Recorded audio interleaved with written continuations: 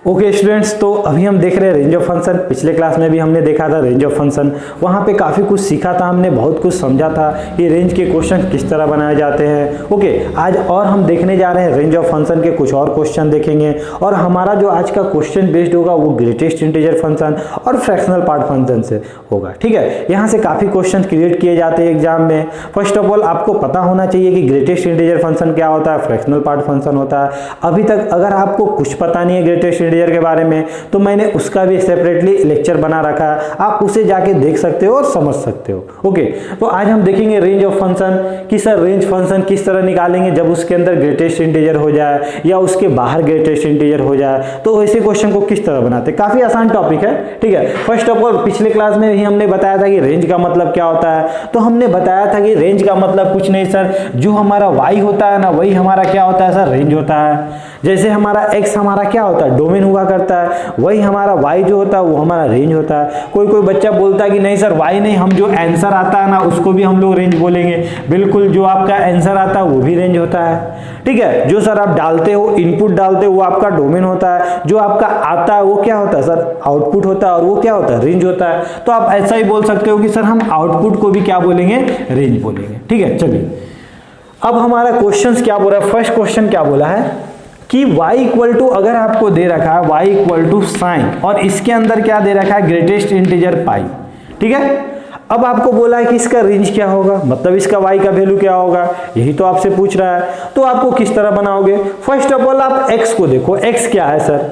ठीक है, तो आपको पता नहीं है कि सर x क्या है, आप कुछ भी वैल्यू पुट करो, 1 पुट करो, 1.5 पुट करो, 2 पुट करो, 100 पुट करो, 100.6 पुट करो, कुछ भी आप पुट कर रहे होगे इसके अंदर। ये ग्रेटेस्ट इंटीजर है। ये कौन है आपका, ग्रेटेस्ट इंटीजर। ये किसको रिप्रेजेंट कर रहा है, ग्रेटेस्ट इंटीजर को। और इसका काम क्या होता है, ये इंटीजर बना देता है। तो at the end of day आप x की वैल्यू कुछ भी पुट कर रहे होगे, कोई भी रियल नंबर पुट कर रहे होगे, ये जो ग्रेटेस्ट इंटीजर दे रहा होगा ये क्या दे रहा होगा, ये तो सर हमेशा इंटीजर दे रखा होगा। यही बोलोगे ना, इंटीजर माने सर, अगर हम लोग बोल देते कि सर आज हम लोग इंटीजर को n मान लेते हैं। ठीक है, ठीक है, तो आपको आज क्या दिख रहा होगा, आज आपको ऐसा नहीं दिख रहा है कि सर यहाँ पे n पाई लिखा हुआ है। अब सर साइन n पाई क्या होता है, ठीक है, कि सर पाई में अगर किसी चीज का मल्टीप्लाइड कर रहे होंगे, प्लस माइनस कोई भी इंटीजर का मल्टीप्लाइड कर रहे होंगे, तो उसका वैल्यू क्या दे रहा होगा ये हमें बता दीजिए, वही तो हमारा रेंज हो रहा होगा। ठीक है, क्योंकि आपने देखा कि सर x की वैल्यू कुछ भी रख रहे थे, ये तो हमेशा n दे रहा था। अब आपको किसका याद आएगा, आपको ग्राफ का याद आएगा। तो आपको अच्छे से पता है, मैंने बताया भी ऑलरेडी कि साइन का ग्राफ क्या होता है। तो साइन का ग्राफ मैंने बताया था कि सर ऐसा हुआ करता है, जो ओरिजिन से पास करता है यही होता है सर।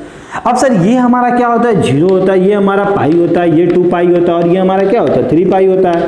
सर इधर हमारा पाई होता है, इधर -2 पाई होता है, यही तो हमारा होता है। मतलब आज हमें क्या दिख रहा है कि सर पाई के साथ आप इवन का मल्टीप्लाइड करो, 2, 4, 6 का मल्टीप्लाइड करो, या ऑड का मल्टीप्लाइड करो। सर ये हमेशा जो है ना, साइन के अंदर जब भी पाई के साथ कुछ भी मल्टीप्लाइड हो रहा होगा वो हमेशा सर 0 दे रहा होगा। क्यों सर, क्योंकि देखो ये जो ग्राफ कट कर रहा है, कहाँ पे कट कर रहा है, एक्स एक्सिस पे कट कर रहा है, और एक्स एक्सिस पे हमें पता है कि सर y का वैल्यू 0 होता है। मतलब n पाई पे हमेशा साइन क्या दे रहा होगा, 0 दे रहा होगा। तो आप क्या बोलोगे सर, कुछ भी आप रख लो, n रख लो, x की वैल्यू कुछ भी रखो, ये हमेशा n देगा, और n का मल्टीपल जब पाई से हो रहा होगा तो ये हमेशा क्या दे रहा होगा, 0 दे रहा होगा। तो आज आप इसका रेंज क्या बोलोगे सर, इसका जो रेंज हो रहा होगा, मतलब जो इसका आंसर हो रहा होगा वो क्या हो रहा होगा, 0 हो रहा होगा। बात समझ में आई, कॉन्सेप्ट क्लियर हुआ। तो काफी सिंपली ये सब क्वेश्चंस को बना देते हैं हम लोग, अगर हमारा कॉन्सेप्ट क्लियर हो। ठीक है, सेकेंड क्वेश्चन हम देखते हैं। सेकेंड क्वेश्चन आज हमें क्या बोला है, y इक्वल टू कॉस, अंदर क्या दे रखा है, 2 greatest integer plus 1 multiple of pi by 2। अब ये क्या है सर, इसे तो हम जाना करते, ये कौन है सर, ये तो n है, क्योंकि आप x की वैल्यू कुछ भी पुट कर रहे होगे ये तो हमेशा n दे रहा होगा सर। मतलब आज के दिन क्या हम इसे लिख सकते हैं क्या, 2 × n प्लस 1 पाई बाई 2 लिख सकते हैं क्या, यही तो हमारा है सर। अब नीचे में कौन है सर, तो नीचे में आपको दिख रहा होगा कि सर ये ऐसा, इसको हम लोग जानते हैं, इसको बहुत बार ऑलरेडी हमने देख रखा है। ये कौन है सर, ये वो है जिसका d क्या होता है, <0 होता है। और हमें पता है कि सर जिसका d <0 होता है उसका ग्राफ किस तरह बनता है, ऐसा बनता है, जब उसका लीडिंग कोएफिशिएंट क्या हो, पॉजिटिव हो। अब सर आप इसके अंदर कुछ भी पुट कर दो, इसके अंदर कोई भी x पुट करो, y हमेशा क्या मिल रहा होगा, ऊपर ही मिल रहा होगा, मतलब पॉजिटिव मिल रहा होगा, ठीक है ना। कोई भी पॉजिटिव नंबर मिल रहा होगा, जीरो तो कभी हो रहा नहीं हो रहा नीचे वाला, क्योंकि सर ये तो कभी कट नहीं कर रहा है, ठीक है। तो आप क्या बोलोगे कि सर हमको नहीं पता ऊपर क्या है, नीचे वाले का हम गारंटी ले रहे हैं कि सर ये हमेशा जो हो रहा होगा ना, कोई पॉजिटिव नंबर दे रहा होगा, कोई पॉजिटिव नंबर दे रहा होगा सर, कब, for all x belongs to r, कुछ भी आप x की वैल्यू रख रहे होगे, ये हमेशा क्या दे रहा होगा सर, ये हमेशा पॉजिटिव नंबर दे रहा होगा। ऊपर में क्या है सर, ऊपर में हमें दिख रहा है 2n + 1, मतलब ऑड मल्टीपल ऑफ π/2। अब सर ऑड मल्टीपल ऑफ π/2 पे कॉस क्या दिया करता है ये हम लोग देख लेते हैं, ठीक है। तो जैसा कि हमें कॉस का भी ग्राफ पता है कि सर कॉस का जो ग्राफ होता है ना, वो क्या होता है सर, हमेशा 1 से स्टार्ट हुआ करता है, मतलब सर ये तो हमेशा ऐसा जाया करेगा, सर ये तो हमेशा ऐसा जाया करेगा। ये क्या होता है सर, π/2 होता है, ये हमारा 3π/2 होता है, ये हमारा 5π/2 होता है। सिमिलरली अगर नेगेटिव में बात करें तो ये भी सेम उसी तरह का जाता है, ठीक है। तो आपको क्या दिख रहा होगा, आपको ऐसा नहीं दिख रहा है कि सर जो π/2 के साथ जब भी ऑड मल्टीपल था वो क्या ग्राफ किसको कट कर रहा था, x एक्सिस को कट कर रहा था। और हमें तो पता है कि जब ग्राफ x एक्सिस को कट करता है तो वो पॉइंट पे y का वैल्यू 0 हुआ करता है। मतलब सर आज क्या देख रहे हो कि सर आप यहाँ पे x की वैल्यू कुछ भी रख रहे थे, ये क्या दे रहा था, n दे रहा था, ठीक है ना। अब n की वैल्यू आप कुछ भी रख रहे हो, ये हमेशा जो वैल्यू दे रहा होगा ना, कॉस के अंदर आने वाला कुछ भी रख रहे होगे, कॉस हमेशा जो वैल्यू दे रहा होगा वो क्या दे रहा होगा, 0 दे रहा होगा। वो क्यों सर, आप 1 पुट करके देखो, 1 पुट करोगे तो क्या होगा, 3π/2, 3π/2 पे क्या होता है, 0 हुआ करता है, ठीक है। तो आप क्या बोलोगे, सर हमें पता नहीं है नीचे में क्या आ रहा था, कोई पॉजिटिव नंबर आ रहा था, लेकिन जो हमारा ऊपर था ना वहां पे हमेशा क्या आ रहा था, 0 आ रहा था सर। मतलब आप क्या बोलोगे सर, 0/समथिंग, 0/समथिंग कुछ भी रख दो, समथिंग कुछ भी रख दो, तो आप क्या बोलोगे सर, इसका वैल्यू तो 0 ही आएगा। तो आज जो इसका रेंज हो रहा होगा, फिर एक बार आपका क्या बोलोगे कि सर इसका जो रेंज हो रहा था वो क्या हो रहा था, 0 हो रहा था। समझ में आई बात, कॉन्सेप्ट क्लियर हुआ। तो इस तरह हम लोग क्वेश्चंस को समझते हैं और बनाते हैं, ठीक है। थर्ड क्वेश्चन क्या है, इसको आप लोग वीडियो को पॉज करके नोट डाउन कर लो। थर्ड क्वेश्चन हम लोग देखते हैं। ओके, तो थर्ड क्वेश्चन हमारा बोल रहा है कि अगर आपको कभी, ठीक है, y = cos greatest integer x पाई लिखा हो, तब क्या होगा इसका वैल्यू, इसका आंसर क्या आ रहा होगा सर, वही तो हमारा रेंज होता है। तो आज आप क्या बोलोगे, सर हमें तो पता है कि सर आप x की वैल्यू कुछ भी पुट करोगे ये क्या देगा, हमेशा इंटीजर दे रहा होगा, मतलब n π दे रहा होगा। तो आज हमें तो cos n π का वैल्यू देखना है, यही तो हमारा रेंज हो रहा होगा।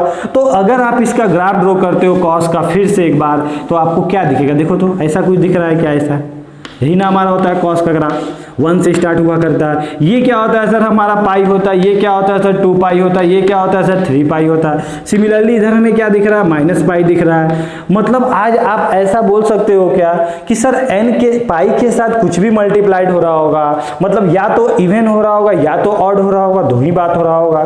तो हमें क्या दिख रहा है कि सर जब जब ऑड मल्टीप्लाइड था ना, जब जब ऑड मल्टीप्लाइड था तो ये सर हमें जो वैल्यू दे रहा था -1 दिया करता था, जब जब सर इवन मल्टीप्लाइड था तो ये वैल्यू क्या दे रहा था, 1 दे रहा था। देखो इसका आगे जब 4π कर रहे होगे तो आपको क्या मिल रहा होगा, आप क्या बोलोगे सर 1 मिल रहा है हमें। मतलब आज जो इसका वैल्यू डिपेंड कर रहा है वो किस पे डिपेंड कर रहा है, तो आज आप क्या बोलोगे सर, दो बात पे डिपेंड कर रहा था। क्या सर, कॉस के अंदर मिलने वाला कौन है, अगर इवन है तो हम लोग कुछ और बोलेंगे, अगर हमारा इसके अंदर मिलने वाला ऑड है तो हम लोग कुछ और बोलेंगे। अब सर अगर इवन था तो क्या बोल रहे थे, तो इवन में हमें क्या दिख रहा है सर, इसका सर ऊपर दिख रहा है, अरे ऊपर दिख रहा है, तो आप क्या बोलोगे सर उस दिन क्या दे रहा होगा, 1 दे रहा होगा सर। ऑड में हमें क्या दिख रहा है, ऑड में तो सर हमें नीचे दिख रहा है, नीचे दिख रहा है, नीचे दिख रहा है, मतलब सर -1 दे रहा होगा। मतलब जो आपका आज आंसर है, मतलब जो आपका रेंज है, आप क्या बोलोगे सर, दो ही बात हो रहा होगा, या तो -1 हुआ होगा या तो 1 हुआ होगा, और यही तो हमारा रेंज था। कॉन्सेप्ट क्लियर हुआ, समझ में आया, ठीक है। तो इस तरह सिंपली हम लोग क्वेश्चन ओके। तो अब हम लोग क्वेश्चन नंबर 4 देखते हैं। फोर्थ क्या है, क्वेश्चन बोल रहा है y = cos inverse greatest integer x, ठीक है। अब क्या है सर यहाँ पे ये क्वेश्चंस में क्या डिफरेंट है? तो डिफरेंट ये है कि सर अभी तक हमने ये क्वेश्चन देखा, ये क्वेश्चन देखा, ये क्वेश्चन देखा, हमें पता है कि सर साइन का जो डोमेन होता है ना वो क्या होता है सर, और रियल नंबर हुआ करता है। सर इसका डोमेन भी सर और रियल नंबर होता है, इसका भी डोमेन भी और रियल नंबर होता है। तब हमने डोमेन नहीं देखा। लेकिन अब की बात आप लोग ध्यान देना कि सर अगर हम लोग रेंज निकालना चाहते हैं तो फर्स्ट हम लोग डोमेन भी फाइंड करना पड़ेगा कुछ एक क्वेश्चन में जिसका डोमेन क्या हो, लिमिटेड हो। ठीक है, तो हम लोग फर्स्ट क्या फाइंड करते हैं, फर्स्ट फाइंड डोमेन। तो अगर आज हम लोग इसका डोमेन फाइंड कर रहे हैं तो आप क्या बोलोगे कि सर कॉस इनवर्स का तो पता है कि सर इसके अंदर वाला जो भी है रखा हुआ है वो कहाँ से कहाँ तक होना चाहिए, -1 से 1 होना चाहिए। मतलब आज ये कौन है, ये कौन है, आप क्या बोलोगे सर ये इंटीजर है। मतलब इंटीजर वैल्यू कहाँ से कहाँ तक, -1 से 1 तक। तो आप -1 और 1 के बीच में कितने इंटीजर को जानते हो, तो आप क्या बोलोगे सर एक तो -1 को जानते हैं, उसके बीच में एक 0 हुआ करता है और एक क्या है मेरा 1 है। मतलब आज आप क्या बोल रहे होगे कि सर आप x की वैल्यू कुछ भी पुट करो, लेकिन आप क्या करना सर -1 से और 1 वाला बीच वाला ही वैल्यू पुट कर देना। ये नहीं कि सर यहाँ 5.6 पुट कर देना, क्योंकि फिर ये 5 दे देगा और कॉस इनवर्स मना कर देगा, क्योंकि वो -1 और 1 के बीच में रहा करता है। ठीक है, तो आज आप क्या बोलोगे कि सर इसको मिलने वाला जो इंटीजर हो रहा होगा ना वो क्या हो रहा होगा सर, या तो -1 हो रहा होगा, या तो 0 हुआ होगा, या 1 हुआ होगा। उसी पे तो हमें y देखना है, उसी पे तो हमें आंसर देखना है। तो आज आप क्या बोलोगे कि सर आज आप एक काम करो, एक दिन सर आप -1 ले लो, एक दिन सर आप क्या करो, एक दिन आप सर 0 ले लो, और एक दिन आप क्या करो सर, एक दिन आप 1 ले लो। तो आज आपको क्या दिखेगा कि सर जब ये -1 पुट किए, मतलब कॉस इनवर्स के अंदर अगर हम लोग -1 पुट किए थे तो ये वैल्यू कुछ और दे रहा था सर। अगर हम लोग कॉस इनवर्स के अंदर सर हमने 0 पुट किया तो वैल्यू दिया, और सर अगर हम लोग y कॉस इनवर्स के अंदर हमने क्या पुट किया सर, 1 पुट किया तो कुछ वैल्यू दिया होगा। और इसको हम लोग चेक कर लेंगे। अगर आपको इसका वैल्यू पता है तब तो कोई दिक्कत नहीं है, अगर नहीं याद है तो आप क्या करोगे सर, ग्राफ का मदद लोगे। और ग्राफ मैंने बहुत अच्छे से समझाया आपको, इनवर्स का ग्राफ किस तरह बताया सर। इनवर्स कॉस इनवर्स का ग्राफ क्या होता है सर, फ होता है, और हमेशा क्या होता है सर, एक्स एक्सिस के ऊपर हुआ करता है। मतलब आप क्या बोलोगे सर, इसका ग्राफ तो हमारा फ होता है, यही तो हमारा इसका ग्राफ होता है सर। ये वाला वैल्यू क्या होता है सर, पाई होता है। ये वाला क्या होता है सर, 0 होता है। ये क्या होता है सर, π/2 होता है। यहाँ पे जो होता है -1 होता है, और यहाँ पे 1 हुआ करता है सर। ठीक है, समझ में आया। अब देखते हैं यहाँ पे, अब यहाँ पे ध्यान से देखो तो आपको क्या मिल रहा है कि सर हमने जिस दिन -1 पुट किया, मतलब cos इनवर्स -1, मतलब x की वैल्यू -1 पुट किए, तो यहाँ पे आपको जो मिल रहा था वो वैल्यू क्या मिल रहा था सर, ये वाला मिल रहा था। और ये वाला क्या है सर, y का वैल्यू यहाँ पे क्या है हमारा पाई है, तो हमारा पाई हो गया। ठीक है सर, जिस दिन हमने 0 पुट किया, 0 तो यही है सर हमारा, x की वैल्यू 0 पुट करे यही ना है। और सर यहाँ पे हमको क्या मिला, x की 0 पे हमें क्या मिला सर, y का वैल्यू क्या मिल रहा है सर, हमें पाई मिल रहा है। यही तो हमारा x की वैल्यू 0, y की वैल्यू आ रहा होगा, तो ये वाला सर हमें क्या दिया, π/2 दिया। अब 1 की बात करते हैं। अब आप सोच के बताओ तो, जिस दिन आप x की वैल्यू 1 पुट कर रहे होगे तो आपको क्या मिल रहा होगा बताओ तो। 1 पे जो ग्राफ है वो क्या बोल रहा है, 1 पे ग्राफ तो सर यही है, और ये वाला क्या है, ये वाला नहीं है ना, इसे ग्राफ तो हमारा ये है, ग्राफ तो इधर था, तो यही तो सर हमारा 1 है, और 1 पे ये क्या दे रहा है, 0 दे रहा है। ठीक है, तो आप क्या बोलोगे, कॉस इनवर्स 1 क्या होगा सर हमारा, 0 हो रहा होगा, क्योंकि ग्राफ वहां पे एक्स एक्सिस को कट कर रहा है, और एक्स एक्सिस पे वाई का वैल्यू क्या होता है, 0 हुआ करता है। तो आज जो आपके रेंज के नाम पे आ रहा होगा, आप क्या बोलोगे सर, रेंज के नाम पे आज 3 वैल्यू आ रहा है। एक क्या आया सर मेरा, 0 आया, एक सर मेरा π/2 आया, और एक हमारा पाई आया।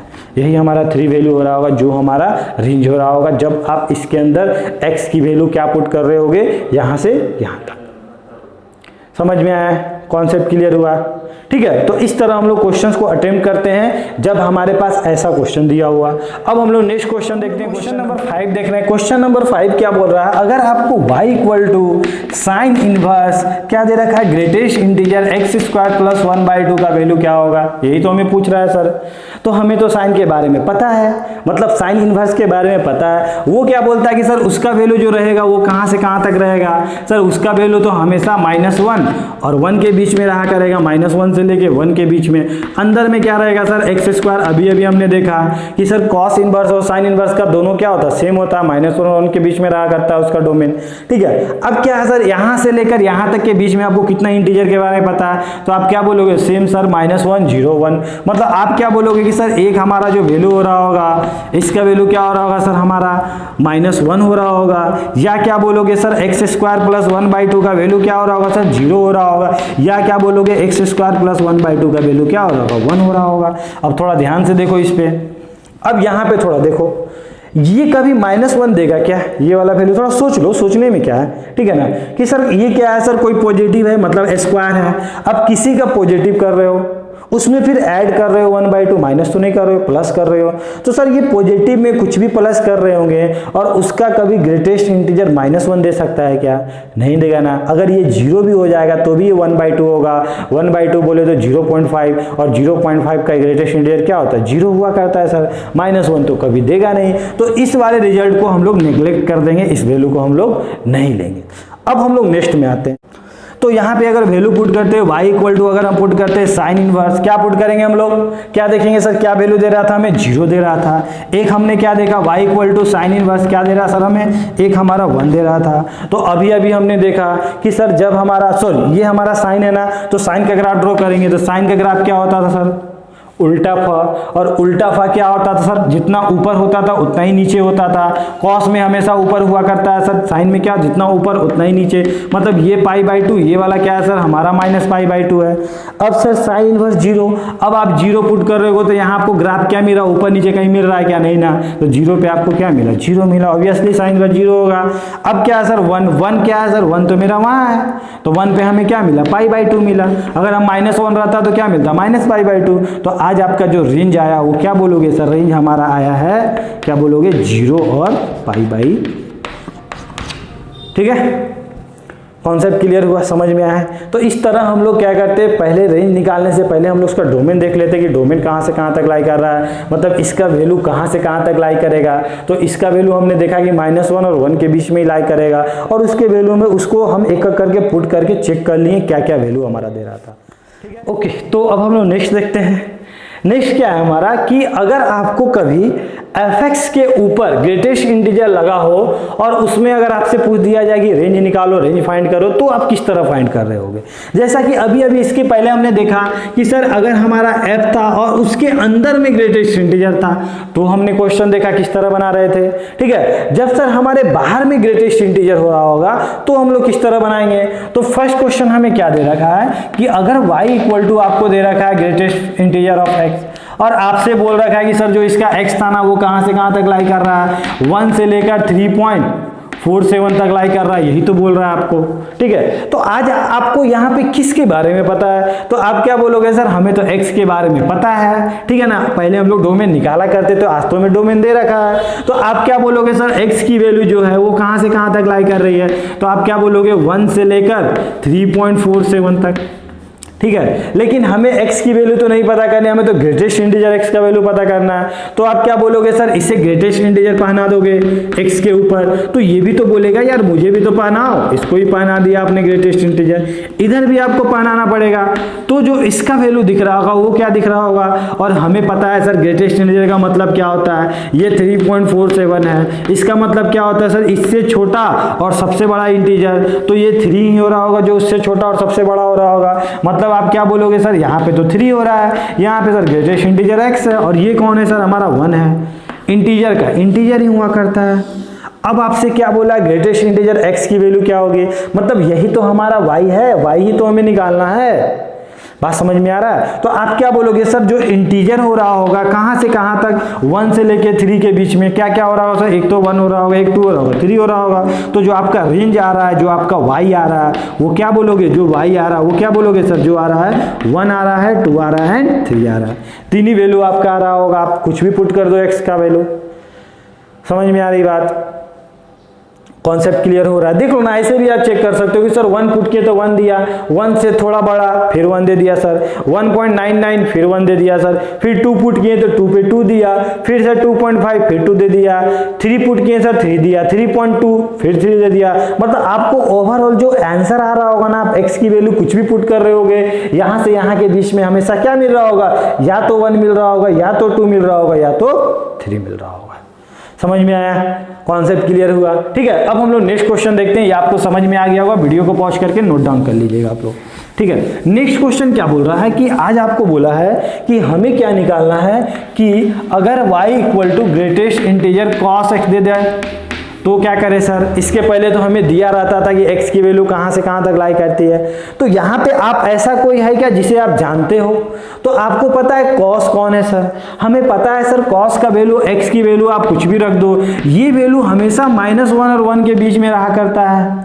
ठीक है, अब तो सर इसके ऊपर ग्रेटेस्ट इंटीजर लगा हुआ है, ग्रेटेस्ट इंटीजर पहना देंगे तो आपको यहाँ पे भी पहनाना पड़ेगा, इधर भी लगाना पड़ेगा, मैंने दोनों तरफ, तीनों तरफ लगाना पड़ेगा, यहाँ भी लगाना पड़ेगा। तो इसका जो वैल्यू मिल रहा हो तो -1 मिल रहा हो, क्योंकि सर हमें पता है इंटीजर पे हमेशा क्या देता है, इंटीजर दिया करता है। सर यहाँ क्या दे रहा होगा, 1 दे रहा होगा, मतलब कॉस ग्रेटेस्ट इंटीजर मतलब -1 और 1 के बीच में क्या आ रहा होगा, या तो -1 आ रहा होगा, या तो 0 आ रहा होगा, या 1 आ रहा होगा। तो जो आपका रेंज होगा वो क्या हो रहा होगा आज के दिन, आप क्या बोलोगे सर? रेंज हो रहा होगा -1, 0 और 1। समझ में आ रही बात? कॉन्सेप्ट क्लियर हो रहा है? ठीक है, चलिए अब हम लोग क्वेश्चन नंबर 3 देखते हैं। क्वेश्चन नंबर 3 में आप किसी को जानते हो क्या? सोच के बताओ तो। कोई अंदर में ऐसा है जिसे आप जानते हो?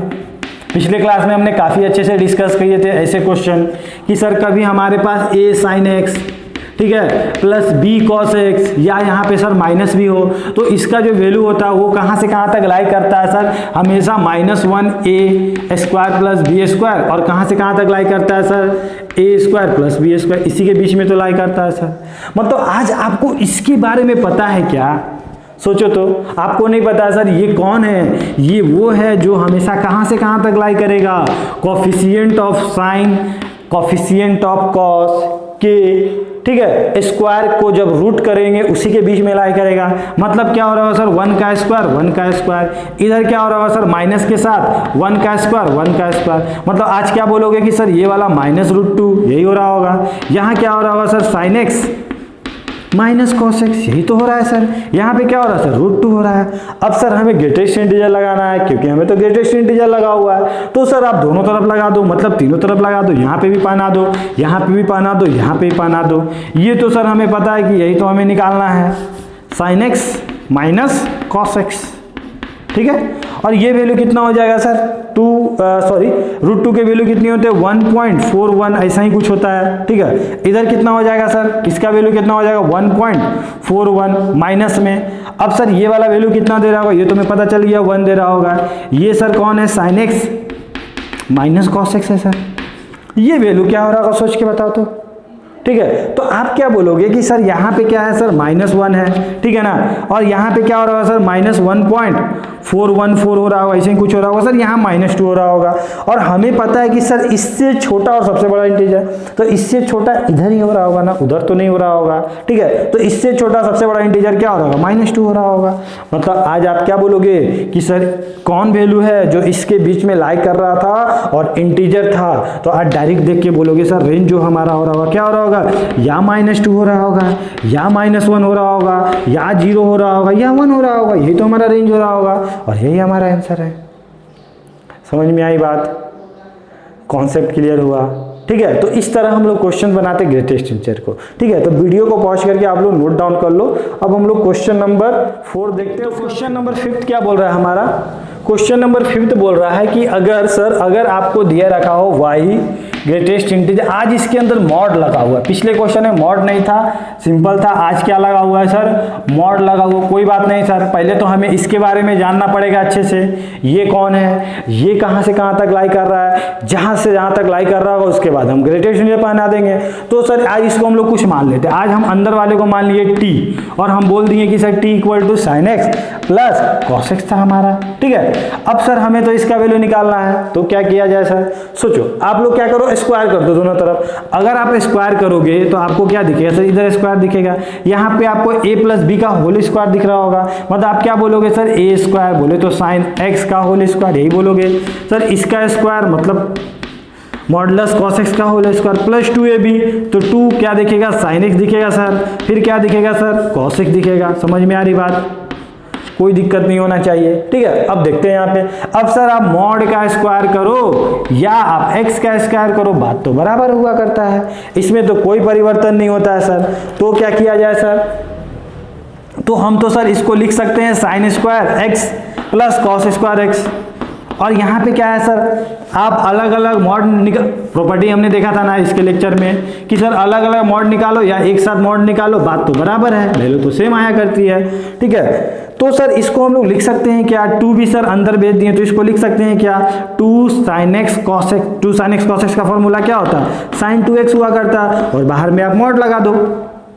अरे ओवरऑल आपको क्या चाहिए, यहाँ से पॉजिटिव वैल्यू चाहिए ना, तो आज भी तो पॉजिटिव ही दे रहा होगा, ठीक है। चलो और सर इसको तो हम लोग जानते हैं कि ये कौन है सर, ये तो हमारा 1 हुआ करता है, यहाँ से यहाँ तक तो 1 हुआ करता है सर। अब सर ये कहाँ से कहाँ तक हुआ था, ठीक है। तो आपको पता है कि सर साइन का जो ग्राफ होता है ना वो ये होता है, अभी अभी हमने देखा, और इसका वैल्यू जब मॉड लगाते हैं तो ये क्या होता है, ऊपर चला जाता है, मतलब ये नेगेटिव वैल्यू कोई देता ही नहीं है। मतलब आज इसका वैल्यू कहाँ से कहाँ तक होगा सर, 0 से लेके 1 तक होगा, मॉड के लगने के बाद तो यही होता है, ठीक है। ऐसे आप लिखते भी इसका वैल्यू -1 से 1 तक, तो वो क्या करता है, माइनस नेगेटिव पार्ट को हटा देता, और ये क्या बोलता है कि हम जो वैल्यू दे रहे होंगे, ये बोलेगा कि हम जो वैल्यू देंगे कहाँ से कहाँ तक देंगे, 0 से लेकर 1 तक देंगे, यही तो बोलेगा, ठीक है। तो एक बार आपने क्या किया सर, यहाँ पे 1 मिनिमम देख रहे हैं हम लोग, इसका मिनिमम हमको यही ना पता करना है कि इसका मिनिमम वैल्यू क्या है, इसका मैक्सिमम वैल्यू क्या है, उसके बीच में इसको रख देंगे, फिर ग्रेटेस्ट इंटीजर लगा देंगे, सिंपल है क्वेश्चन, ठीक है। तो एक बार सर मिनिमम से मिनिमम ऐड हो रहा होगा तो कितना हो रहा होगा सर, 1 हो रहा होगा। सर मैक्सिमम से ये वाला ऐड हो रहा होगा तो क्या हो रहा होगा सर, मैक्सिमम 2 हो रहा होगा।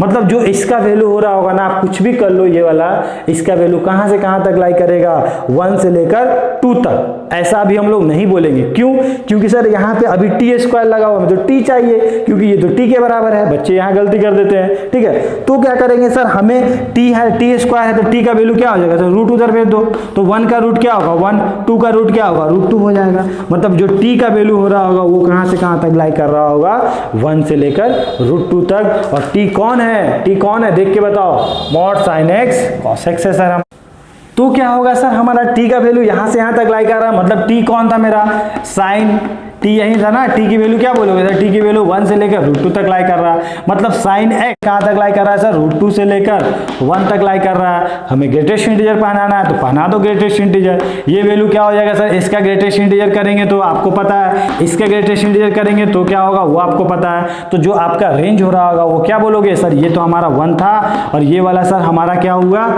√2 1.4 का क्या हो गया सर, 1 हो गया। मतलब जो इसका वैल्यू हो रहा होगा ना 1 से लेकर 1 तक, मतलब इसके अंदर आप कुछ भी वैल्यू पुट करोगे, ये जो रेंज आज दे रहा होगा वो क्या दे रहा होगा, एक ही वैल्यू दे रहा होगा, वो क्या रहा होगा 1। देखो ना आंसर क्या है, 1 से लेकर 1 तक, 1 से 1 तक क्या होगा सर, एक ही वैल्यू जहाँ पे होल्ड कर रहा होगा 1 पे, ठीक है। तो आपका जो रेंज हो रहा होगा वो क्या हो रहा होगा, 1 हो रहा होगा। आप पुट करके भी देख लेना, हमेशा वैल्यू इसका 1 ही देता है, ठीक है। समझ में आई बात, कॉन्सेप्ट क्लियर हुआ, ठीक है। चलो ओके, 5th नंबर क्वेश्चन देखते हैं। 5th नंबर क्वेश्चन क्या बोल रहा है, y इक्वल टू, आज हमें क्या दे रखा है, greatest integer 1/sin fractional part of x। अब आपको पता है क्या, इसमें किसी को आप जानते हो क्या, तो आपको याद आएगा सर हम तो इसको जाना करते, ये कौन है सर, ये तो फ्रैक्शनल पार्ट है, और फ्रैक्शनल पार्ट का वैल्यू कहाँ से कहाँ तक होता है सर, हमें तो पता है कि सर फ्रैक्शनल पार्ट का वैल्यू होता है 0 से लेकर और 1 तक हुआ करता है, यही हुआ करता है ना, ठीक है। अब सर इसमें क्या पहनाया हुआ साइन है, तो आप साइन दे दो चारों तरफ, ठीक है। तो ये क्या हो गया सर, साइन के अंदर आ गया फ्रैक्शनल पार्ट, सर ये भी हमारा साइन के अंदर आ गया, यही बोलोगे ना सर, ये भी तो हमारा साइन के अंदर आ गया, ठीक है। ये वैल्यू भी तो आ गया सर साइन के अंदर, और साइन 0 आपको पता है सर 0 होता है। मतलब आज आपको क्या दिख रहा है, साइन फ्रैक्शनल पार्ट, और यहाँ क्या दिख रहा है, साइन 1 दिख रहा है, ठीक है। चलिए अब इसके बाद क्या देखा सर, रेसिप्रोकल है। देखो धीरे धीरे हम लोग चल रहे हैं, यहाँ से हम यहाँ गए, फिर अब रेसिप्रोकल में आते हैं, और जब रेसिप्रोकल करते हैं तो साइन ऑफ इनइक्वलिटी चेंज कर जाता है, ठीक है ना। इसके नीचे कौन है सर, 1 है, इसके नीचे कौन है सर, 1 है। तो यहाँ पे आपको क्या दिखेगा, साइन फ्रैक्शनल पार्ट, और क्या दिखेगा आपको, चेंज कर गया ये वाला, ये भी चेंज कर गया, और यहाँ पे क्या दिखेगा 1/sin 1, यही तो दिखेगा आपको, ध्यान से समझना एक एक चीज। यहाँ पे सर 1/0 क्या होता है आपको पता है, बताओ। आप बोलोगे सर इन्फिनिटी हुआ करता है, और इन्फिनिटी पे तो कभी इक्वल टू का साइन नहीं होता, इसलिए इक्वल टू हटा दिए हम लोग, ठीक है। और यहाँ पे क्या होता है सर साइन फ्रैक्शनल पार्ट, और ये वाला वैल्यू 1/7, ठीक है। इसको थोड़ा अच्छे से खूबसूरत से बना के लिखोगे तो क्या लिखोगे, 1/sin फ्रैक्शनल पार्ट कहां से कहां तक लाई कर रहा है सर, 1 से लेकर क्या बोलोगे इन्फिनिटी तक लाई कर रहा है सर, सॉरी 1/sin 1 से कहां तक लाई कर रहा है सर, इन्फिनिटी तक, यही तो बोल रहा है ये, ठीक है। अब हमें क्या चाहिए, इसे ग्रेटेस्ट इंटीजर पहनाना है, तो ग्रेटेस्ट इंटीजर पहना रहे होगे तो यहाँ भी पहना रहे होगे, यहाँ भी पहना रहे होगे, और यहाँ भी पहना रहे होगे। अब इन्फिनिटी पे ग्रेटेस्ट इंटीजर का कोई मतलब है क्या, कोई मतलब नहीं है सर, वो तो हमेशा इन्फिनिटी ही दे रहा होगा। ये सर हमारा क्या है, क्या बोलोगे कि सर ये हमारा इंटीजर चाहिए, कहाँ से कहाँ तक चाहिए सर, आप क्या बोलोगे, कहाँ से कहाँ तक चाहिए, 1/sin 1 से लेकर कहाँ तक, इन्फिनिटी तक इंटीजर क्या मिल रहा होगा, यही तो हमारा आंसर होगा। तो जो आपका आंसर हो रहा होगा वो क्या बोलोगे, फ्रैक्शनल पार्ट इंटीजर कहाँ से कहाँ तक। अब देखो ये वाला वैल्यू क्या दे रहा होगा, यहाँ इक्वल टू का साइन नहीं है, ये वाला वैल्यू क्या दे रहा होगा, 1/, ये क्या होता है 1 मतलब क्या होता है 57 डिग्री, मतलब साइन के अंदर 57 डिग्री आ रहा होगा, और साइन 57 डिग्री कुछ मतलब वैल्यू दे रहा होगा 1 से छोटा ही दे रहा होगा पॉजिटिव में, और 1 से छोटा अपॉन 1 से डिवाइड कर रहे होगे तो आप क्या मिल रहा होगा, 1 से कुछ बड़ा मिल रहा होगा, यही बोलोगे ना, ठीक है। तो 1 से कुछ बड़ा का ग्रेटेस्ट इंटीजर क्या होगा सर, 1 ही हो रहा होगा, ठीक है। तो इसके और इसके बीच में इंटीजर देखना, तो आप क्या बोलोगे सर, क्या इंटीजर मिल रहा, एक 1 मिल रहा होगा, 2 मिल रहा होगा, 3 मिल रहा होगा, डॉट डॉट डॉट हमें इन्फिनिटी तक मिल रहा होगा। मतलब जो आपका रेंज हो रहा होगा वो क्या बोलोगे कि सर रेंज हमारा हो रहा होगा 1 2 3 से लेकर इन्फिनिटी, मतलब रेंज हमारा नेचुरल नंबर हो रहा होगा सर। समझ में आई बात, कॉन्सेप्ट क्लियर हुआ, ठीक है। तो देखा हमने कैसे किया, पहले फ्रैक्शनल पार्ट के बारे में जाना है, जिसको हम जानते हैं उसके बारे में हम लोग फर्स्ट लिखते हैं, और उसके बारे में हम लोग धीरे धीरे आगे बढ़ते हैं। पिछले क्लास में भी हमने लॉगरिथम का जब क्वेश्चन देखे थे तो इसी टाइप का किए थे, ठीक है। तो इसको आप लोग अच्छे से नोट डाउन कर लो। अब एक और क्वेश्चन हम लोग देखते हैं जो हमारा परमुटेशन और कॉम्बिनेशन पे बेस्ड होगा, जिसमें हमें रेंज फाइंड करना होगा, तो हम लोग किस तरह उसे फाइंड करेंगे, ठीक है। तो इसे आप नोट डाउन। तो अब हम लोग क्वेश्चन देखते हैं। ये क्वेश्चन काफ़ी बच्चे हमसे पूछ रहे थे कि सर रेंज किस तरह निकालते हैं, डोमेन किस तरह निकालते हैं जब अगर परमुटेशन या कॉम्बिनेशन के क्वेश्चंस आ जाएं, ठीक है। तो आप लोग समझना, नोट करके आप लोग लिख लेना कि सर अगर परमुटेशन हो या कॉम्बिनेशन हो, मतलब NCR हो या NPR हो, इसके लिए क्या होता है सर, मस्ट कंडीशन क्या होता है पहले ये जानो। फर्स्ट कंडीशन ये होता है कि सर जो ऊपर वाला होता है ना वो हमेशा नीचे वाले से क्या होता है, या तो बड़ा होगा या बराबर होगा। मतलब क्या सर, फर्स्ट कंडीशन हमारा ये है कि कभी आप बोलते थे ना कि कॉम्बिनेशन में आपने सीखा था कि 5 में से 2 बच्चे को सेलेक्ट करना है, क्या कभी 2 में से 5 को सेलेक्ट करते थे ना, नहीं ना। तो आप क्या बोलोगे, या बोलते थे कि सर 5 में से 5 को सेलेक्ट कर लीजिए, मतलब n क्या होगा, हमेशा greater than equal to r होगा।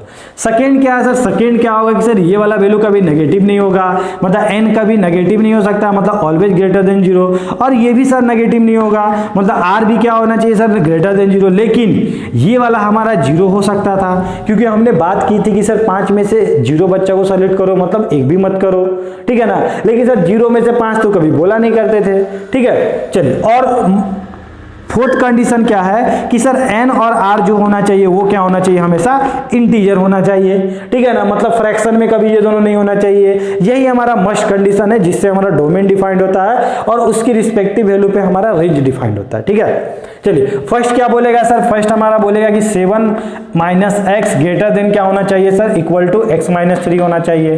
सेकेंड क्या बोलेगा सर, सेकेंड ये बोलेगा कि 7 - x क्या होना चाहिए सर, ग्रेटर देन 0 होना चाहिए। और थर्ड क्या बोलेगा कि सर x - 3 हमारे साथ ग्रेटर देन इक्वल टू 0 होना चाहिए, मतलब x क्या होना चाहिए, ग्रेटर देन इक्वल टू 3 होना चाहिए।